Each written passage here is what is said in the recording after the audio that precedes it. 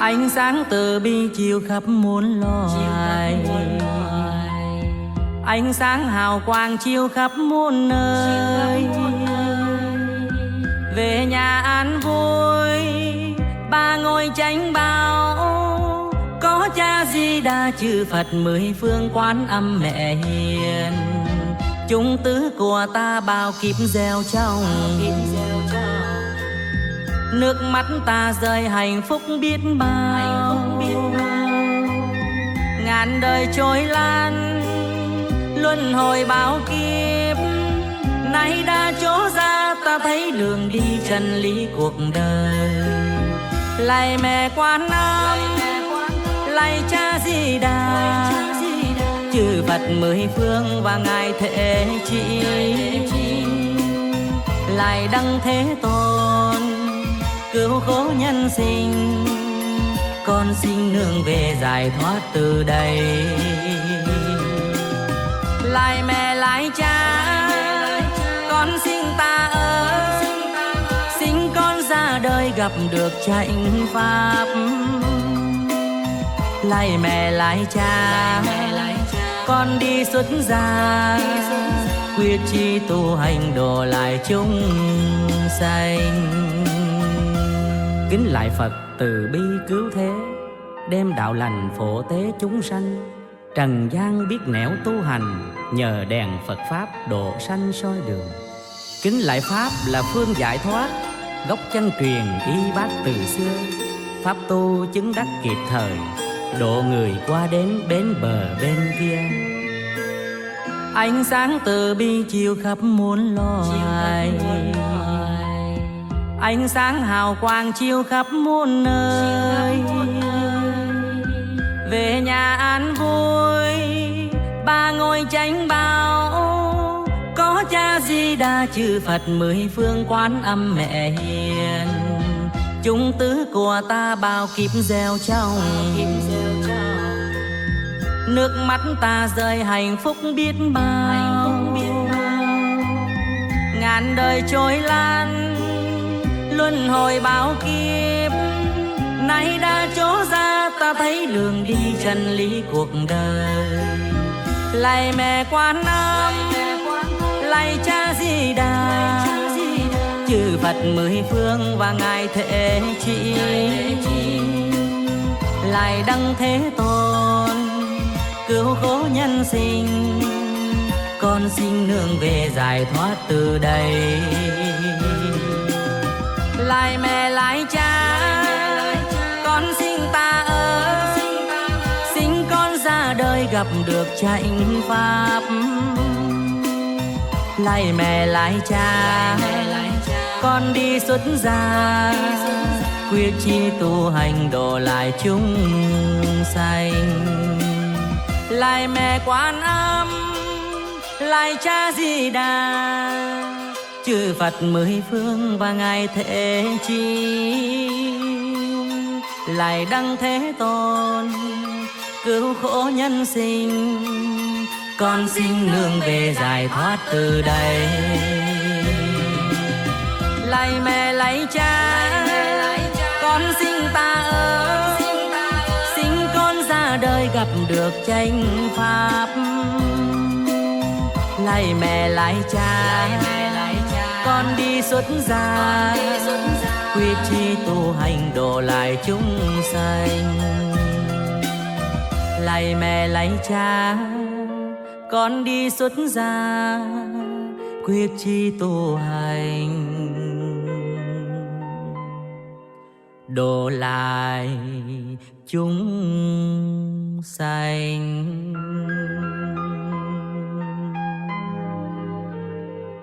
Kính lạy tăng nghiêm trì giới luật, hạnh tăng vô nhất bậc thanh bằng. Tự mình giác ngộ lý chân, giúp người giác ngộ chuyên cần công tu.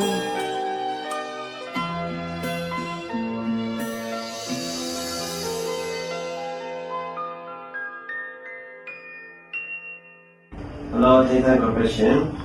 Today we receive 1,863 lakhs Vietnamese song, equivalent to Myanmar jazz 258 lakhs and 75,000 for the Abhidhamma books to offer and Bagu. We have already chosen 2 big monasteries in Bagu. One is Chanizia, Piri Satilai. There are more than 600 monks and novices studying. Another monastery is Tamilijo, more than 300 monks and novices studying there. We have already chosen these 2 monasteries to offer the Abhidhamma. And also have already ordered the Abhidhamma books to the shop. So the wholesaler suggests we need to wait for about 2 weeks because they have to buy and prepare very well. So after 2 weeks, we will go to Guru to offer the Abhidhamma to these 2 temples. Your contribution to our Buddha Sasana is very, very helpful and very useful. It's very important to maintain our Sasana by studying the Buddha teaching, especially the Abhidhamma Vidakas you offer.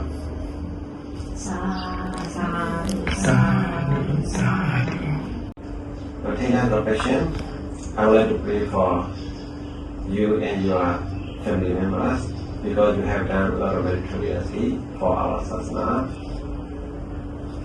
Vadu Sava Mangalam Rakhandu Sava Devata Sava Buddhanu Bhavena Sarasukhi Vandude Vadu Sava Mangalam Rakhandu Sava Devata Sava Dhammanu Bhavena Sarasukhi Vandude Vadu Sava Mangalam Rakhandu Sava Devata Sava Sanghanu Bhavena Sarasukhi Vandude.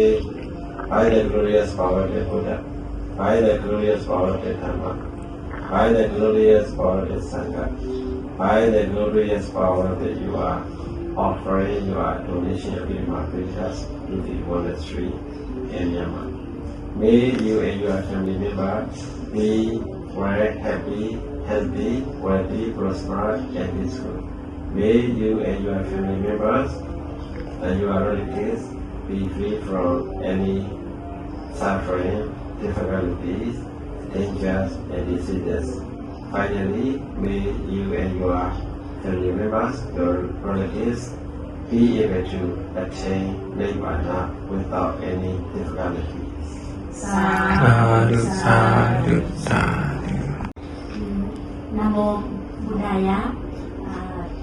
Kính thưa cô Nguyệt Minh và nhóm Thiện Tâm Compassion, hôm nay con đã nhận được 186.300.000 Việt Nam đồng, tương đương với Myanmar Chart là 258.75.000 Chart. Và hôm nay là cái công ty đưa đến tiền thì con đã dâng cái số tiền này cho ngài Janaka để ngài Janaka sắp xếp cúng dường Abhidhamma đến Bago. Thì ngài Thiền sư và ngài Janaka đã chọn 2 trung tâm pháp học lớn ở tại Bago.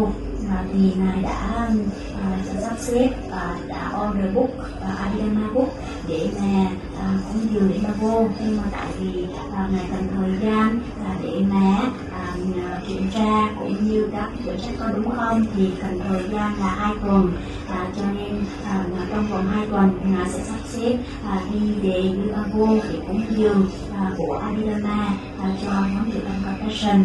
Và thay lời chư tăng ở tại Myanmar, ngài Janaka kính chúc cho cô Nguyệt Minh cùng với Phật tử ở tại Canada luôn bình an, sức khỏe và nhiều năng lực của Phật pháp Tăng Tam Bảo, cầu nguyện cho cô Nguyệt Minh cũng như là Phật tử ở tại Canada luôn được bình an và tấn hóa trên con đường đạo và đạt đến đạo quả giác ngộ bộc phát niết bàn trong ngày hiện tại và tương lai.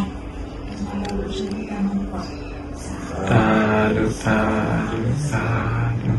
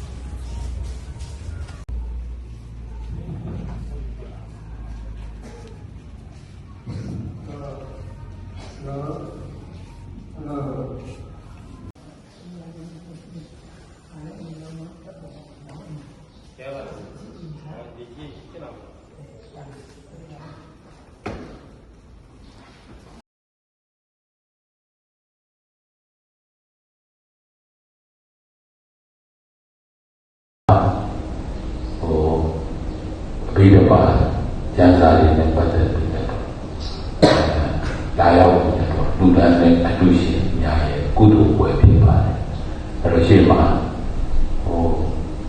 ရှိနေတဲ့ဆရာလေးကပြည်ရတဲ့နိုင်ငံကဆရာလေးဖြစ်ပါတယ်အဲ့တော့ပြည်ရသည်ဒေသပြည်ဆိုင်ရာဒေသဝါဒတက္ကသိုလ်မှာသင်ကြားနေတဲ့တက်ရောက်သင်ကြားနေတဲ့ဆရာလေးဖြစ်ပါတယ်အဲ့တော့သူကပြည်ရတဲ့နိုင်ငံကနေပြီးတော့ဗုဒ္ဓဘာသာနဲ့ပတ်သက်တဲ့ဗုဒ္ဓကျမ်းစာလေးသင်ကြားနေတဲ့ဒေသဝါဒတက္ကသိုလ်ကြီးမှာတက်ရောက်နေတဲ့တော့ဒီရင်းနဲ့ပြည်ရတဲ့အားတရားတော်ပါလေးနဲ့ဆက်ဆက်ပြီးတော့အလူတန်းလေးဒီမြန်မာပြည်လာပြီးတော့ပြုကြတယ်ပထမဆုံးပွဲမဲ့အဲ့တော့အဲ့ဒီပြည်တော်မှာကျမ်းရည်နဲ့ပါတယ်ပဋ္ဌာန်းကျမ်းကြီးကအခက်ဆုံးဖြစ်တဲ့အားလေလို့ဆိုအကြီးကျယ်လို့ဖြစ်တဲ့အားလေလို့ဆိုအတော့ခက်ခဲနေတဲ့ကျမ်းကြီးဖြစ်လို့ပြည်တော်မှာကျမ်းကိုသင်ပို့ချတဲ့သူမရှိတဲ့တနေ့မှာဒါကနာကွယ်မဲ့ဆိုတာအလုံးသိကြတဲ့အတိုင်းဒါကနာမကွယ်အောင်ဆိုပြီးတော့နေကြအတ္တမစေမဟာပဋ္ဌာန်းယောဂဘုလိုဝဲဆိုပြီးတော့ဆောင်ရွက်ကြတယ်ခုပြည်နယ်မှာသူရှိပါတယ်အဲ့ဒီဒါကနာကွယ်တဲ့နေရာဦးတော်ဦးဆုံးကွယ်ပဲပြည်တော်မှာကိုဦးစားပြီး Adam Nijo Satetai and Baku. And this learning center, this monastery learning center, there are more than 300 novices and monks. Usually Siao accept only the novices here. During their study, they get 10 adults, like 20 years old. At the time they get orientation here. Continuously they can stay here. But usually Siao accept only the small novices. It is easy to adapt the current situation. It means they can control the small novices. If Siao accept the monks, the older one, little bit difficult to control. That's why this monastery is this disciplinary rule is very good. The more than 300 monks and novices stay here. And Siao also said that about the donation of the Abhidhamma Pitaka, Siao understands when the Sasana is here, the Sasana will just be studied from the Abhidhamma Pitaka. Even from the Abhidhamma Pitaka, the Patthana will just be a part. That's why the Vietnamese devotee, the Thaytang compassion from Khmer, will contribute the Sasana by offering Abhidhamma Pitaka in order for the sadhana to sustain, to last very long. I already explained to the Siao that Thaytang compassion not only offer to that monastery, and the Mandalay also we already offer, and Yangon also offer to some monastery, and the Pagu today we will offer 2 monasteries. Siao also said his appreciation for the Thaytang compassion for your contributions to our sadhana by offering Abhidhamma Pitaka. Many books, 55 books we offer to this monastery. And Seattle wish for the Thailand Compassion family and their relatives and their family members to be happy, healthy, wealthy, prosper, and peaceful. Seattle wish for your devotee. So this monastery is originated from the Mandali Amarapura. That's why last about 32 years ago, Seattle started establishing this temple, this monastery center. Now it's nationwide famous in Myanmar. Tamlijo, Satyendai, Tamlijo, Lingara, Myanmar. So Seattle also very happy to accept that you are offering the Abhidhamma Pitaka to this monastery. And one day Seattle said, he asked all the novices to gather here at this place because today is the Eid day, the day before was happening. For example, so that's why it's no class. Tomorrow no class, so that we have the chance to record their studies because today is holiday. So that ask all the novices to come here to unanimously or unitedly showing their harmony to the devotee. That's why all the monks novices can here at this period. And finally, Seattle wish Seattle and your devotees, Thailand Compassion, and family members and relatives to be well, happy, prosper, and peaceful, to be free from any suffering, any difficulties, any dangers, any diseases. And finally, may you and your family members and relatives be able to attain Nibbana without any Sadhu, sadhu, sadhu.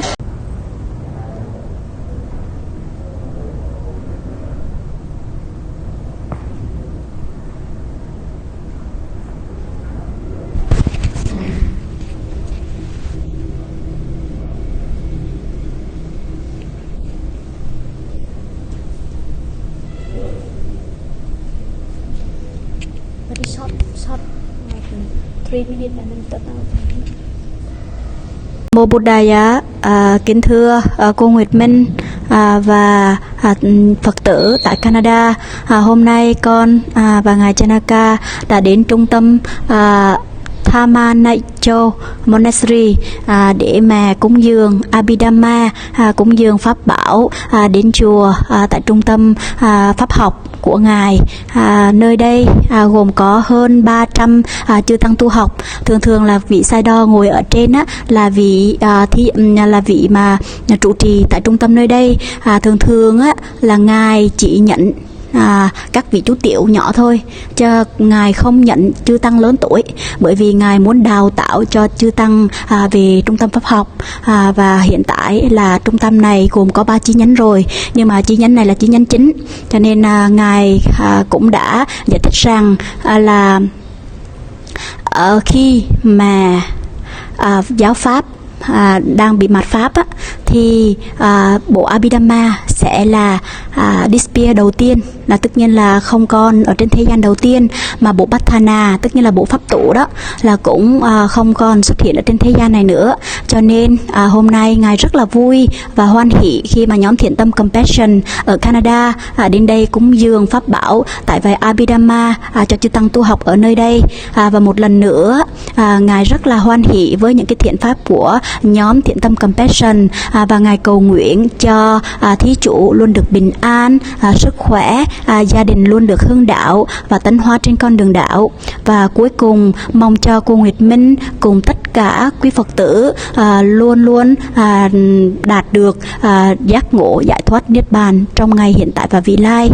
Và một lần nữa ngài rất là hoan hỷ với những thiện pháp của ngày hôm nay của nhóm Thiện Tâm Compassion đã làm cúng dường, và ngài Chanaka cũng đã giải thích rằng với ngài là Thiện Tâm Compassion không chỉ cúng dường Abhidhamma ở tại Yangon mà Mandalay, và hôm nay ngài cũng đã về tại Bago để cúng dường 2 trung tâm pháp học lớn nhất ở tại Bago. Và ngài cũng nhấn mạnh rằng cái trung tâm này là một trung tâm nổi tiếng bậc nhất ở tại Yangon, ở tại Bago, cho nên ngài rất là hoan hỷ với những thiện pháp ngày hôm nay. Một lần nữa cầu cho cô Nguyệt Minh và tất cả quý Phật tử luôn luôn được an lạc và bình an trong giáo pháp và đạt đến cái sự giác ngộ giải thoát niết bàn trong ngày hiện tại và vị lai. Nam mô Bổn Sư Thích Ca Mâu Ni Phật. I would like to pay homage to Sayadaw and the Sangha in this Thamma Naichong Monastery. So today I'm very happy on behalf of the my devotee and from the Canada Thiện Tâm Compassion. So I would like to express my gratitude to Sayadaw to accept our offering and arrangement very well to Sangha here. When I see the Sangha in this monastery, I'm really very happy. And then thank you so much, Sayadaw, for the kindness to arrange and accept our offering. And may Sayadaw and Sangha here happy, healthy, and successful on the education. Thank you so much, Sayadaw, for your kindness to accept our offering.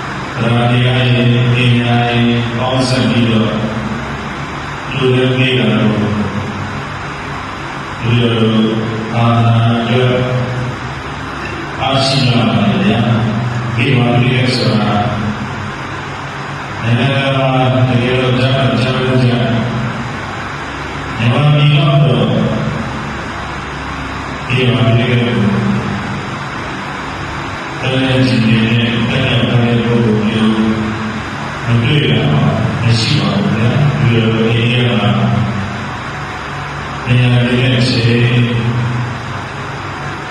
လို့ဒီမှာဒီရဆိုတာရှိရဆိုတာဒီမှာဒီရပုဂ္ဂိုလ်ဒီမှာဒီရတာဆိုတာတို့ဒီဒါရင်းနဲ့တို့ဒီလိုအာရိဌာနအာရိဗမင်းဆရာကြီးကိုယ်တော်မောင်ကြီးကိုယ်တော်ပြီးမှဆိုတာပါလေဆိုတာမသိတော့ဘူးဗျာဆင်းနာပြီးတော့ပဲပြီးပါပြီးတော့လည်းဘောတရားတွေပြန်ကျဲဝင်ဘာမှကိုမသိရှိတော့တဲ့အကြောင်းနဲ့တော့ရကြားခဲ့ရတယ်ဗျာဒါပြီးတော့ဒီကတော့လာရှိညွန်ပြတဲ့ဒီမှာတွေ့ရရေလိုလေးဆိုတာဒီကြပါလေဘုရားစုကြည့်လို့ဆိုကြည့်ကဘုရားဒီရတဲ့ဒီလိုတဲ့ကြည့်ကြပါလေဘုရားဒီလိုကိုလည်းလူနာကြပါလေဒီကြပါလေအောင်ပါဒီမှာဆင်းရဲတို့အစင်းနေတော့ပါဗျာဒီလိုဒီထုံးရတာကိုကြည့်ပြီးတော့ဒီမှာဒီလိုဘုရားရှင်ဆိုတာဒါဒီလိုရှိတယ်အဲဒါတော့ကြည့်အောင်ဒီမှာဒီကဘယ်ပါလဲဆိုရင်ရှင်မျိုးမကြည့်ရအောင်ဒီမှာဒီလိုဆင်းရဲဆောင်ရဖို့ဒီနေ့ရှိတယ်ဒါရီယာအနိဝါဒမျိုးဘုရားမြတ်ရဲ့ဘုရားရဲ့သာသနာ့အတွက်ဆောင်းတိုင်းအတွက်နိုင်ငံအတွက်အားလုံးကိုစားဘာလို့လဲဆိုတော့ဆောင်းတိုင်းများ